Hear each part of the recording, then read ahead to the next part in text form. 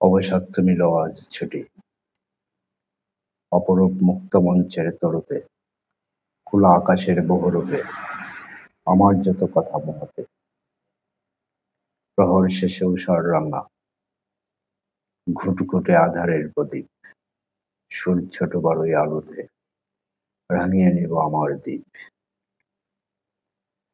শুধু দর্শক, আবহমান সংস্কৃতির এক লীলামণি নেত্রকোনা জেলা। এখানে মানুষগুলি প্রকৃতির সাথে বসবাস করে সরল জীবন যাপন করে প্রতিনিয়ত। নেত্রকোনার পলল ভূমির ধান, নির্জন পাহাড়, পাহাড়ের শস্য, নৃগোষ্ঠীদের নিজস্ব জীবন প্রণালী যেন আলাদা একটা ঐতিহ্যময়ী। শিল্প সংস্কৃতিতে নেত্রকোনা বরাবরের মতো এগিয়ে। এখানে মধ্যযুগের বিখ্যাত কবি কঙ্ক, আধুনিক যুগের কবি হেলাল হাফিজ, ঔপন্যাসিক হুমায়ুন আহমেদ, কথা সাহিত্যিক ডক্টর জাফর ইকবাল, কবি নির্মলেন্দু গুণ, সাহিত্যিক খালেকদার চৌধুরী, রবীন্দ্রসঙ্গীত শিল্পী প্রয়াত শৈলজা রঞ্জন মজুমদার, বাউল উকিল মুন্সী, সঙ্গীত শিল্পী মোহাম্মদ আলী সিদ্দিকী, লেখক প্রয়াত চন্দ্রকুমার ধে, লোকগায়ক মনসুর বয়াতি, কবি ও লেখক মাহবুব তালুকদার, বাউল রশিদ উদ্দিন, বাউল জালাল খাঁ, লেখক যতীন সরকার, বাউল উকিল মুন্সী মতো ব্যক্তিদের জন্মভূমি। এই মাটি যেন বুদ্ধিজীবী আর সংস্কৃতি কর্মীর উর্বর চরণভূমি। শিল্প সাহিত্য হাওড় নদীমাতৃকা খ্যাত নেত্রকোনা প্রকৃতির এক ফুটফুটে উজ্জ্বল ভূমি নেত্রকোনা সদর।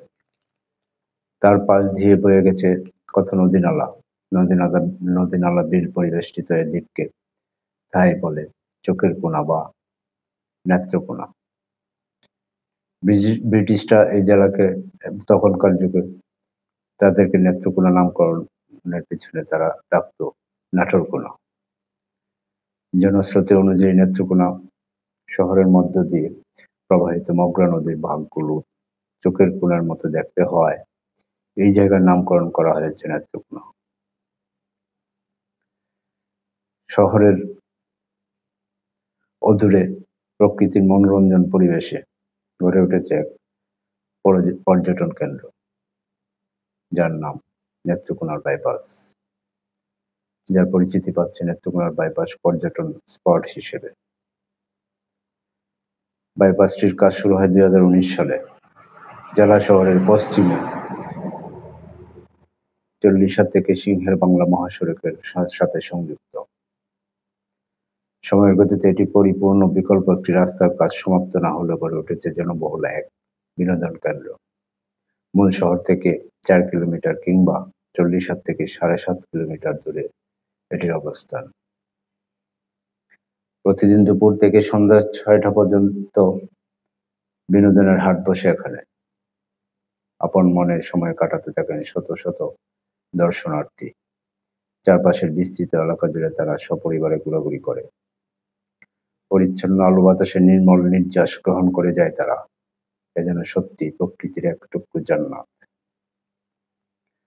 চলে অস্থায়ী দোকানগুলোতে খাওয়া কিংবা শিশুদের জন্য কেনাকাটা, দিন শেষে এর লীলাভূমিতে নেমে আসে অনেক স্বর্ণময় প্রহর। যখন সন্ধ্যায় আপনি ঘরে ফিরবেন, প্রকৃতি আপনাকে স্বাগত জানাবে ঠিক তার মাথার উপর লাল চাদর বিছিয়ে। বিকেলের অন্তিম সূর্য লালিমার আলপনা এঁকে দেয় দূর আকাশে। এ যেন শুভ্র শান্ত কোনো আকাশ নয়, কোনো এক আগ্নেয়গিরির জ্বলন্ত লাভার আভা। বাইপাসের চারপাশ বিস্তৃত সবুজ ক্যানভাস, এখানে চির সবুজ ফসলের মাঠ। এইমাত্র বর্ষার স্নান শেষে উঠে দাঁড়িয়েছে। শহরের কোলাহল ছেড়ে মাটি ও ফসলের প্রাণে মন রাঙিয়ে যাবে আপনার। দূরের জলাধারগুলো ধীরে ধীরে বাষ্প হয়ে তাদের জল ভিজিয়ে শুষ্কতার দিকে ফিরে আসছে। বিকেলের এই চিত্রপটে শত শত মানুষের আনাগোনায় এটি ক্রমে বিবর্তিত হচ্ছে একটি দর্শনীয় পর্যটন এলাকায়, নেত্রকোনার বাইপাস। আসুন আমরা উপভোগ করি এখানে প্রকৃতির অপার সৌন্দর্যকে। নেত্রকোনার বাইপাস, আসুন আমরা প্রকৃতিকে আলিঙ্গন করি সুনিপুণ ভাবে।